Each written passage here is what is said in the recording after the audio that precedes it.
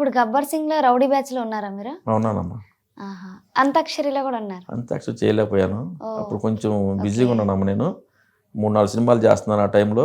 వీళ్ళు అవుట్‌డోర్ ఎళ్లారు. అప్పుడు నేను ఎళ్ళలేకపోయాను.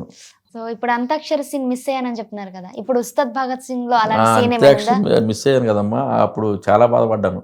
అప్పుడు వేరే షూటింగ్‌ల వల్ల బిజీ ఉండటం. ఆ సినిమా రిలీజ్ అయ్యి పెద్ద బ్లాక్ బస్టర్ కొట్టిన తర్వాత ఎందుకు ఎళ్ళలేకపోయానురా అని ఏడ్చుకున్నాను నేనే. అది చాలా నోటెడ్ అయిపోయింది కదా అవునమ్మా. అందరిది.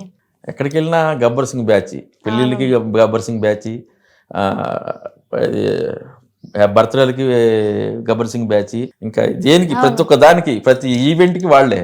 ఇంకా వాళ్ళని చూస్తే ఇంకెలా ఉంటది ఇంకా. వాళ్ళతో పాటు చేసిన వ్యక్తి మిస్ అవును. అయ్యాడంటే ఎంత బాధేస్తది. ఇప్పుడు 'ఉస్తాద్ భగత్ సింగ్'లో అలాంటిది ఏమైనా ఉందా?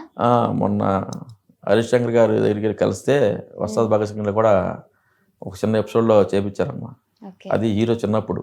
ఆహా! అది కేరళలో చేసాము. అది కొంచెం ఎలిఫెంట్‌ని అంటే ఏనుగు ఉంటది కదా! హ్మ్. దాని దంతాలు దొంగిలించడానికి వెళ్తే హీరో వచ్చి మమ్మల్ని కొడతాడు చిన్నప్పుడు. ఓహో! ఓకే. 'కాటమరాయుడులో' ఒక సీన్ చేశాను ఆయనతో. అక్కడ డైలాగ్స్ ఇచ్చారమ్మ 3 లైన్‌లు. ఆయనకి ఫేస్ టు ఫేస్ డైలాగులు చెప్తే ఎంతో హ్యాపీ ఫీల్ అయ్యాను నేను. కానీ అది తీసి కట్ చేస్తే సాంగ్‌లేసారమ్మా మొత్తం నన్ను. మొత్తం ఆ సీన్ మొత్తం సాంగ్‌లేసారు. అయ్యో! సినిమా చూడంగానే చాలా బాధేసింది. ఎంతో ఇష్టపడే హీరోతో డైలాగ్ చెప్పినప్పుడు ఆ డైలాగ్ ఉంటదని ఆశపడ్డాను.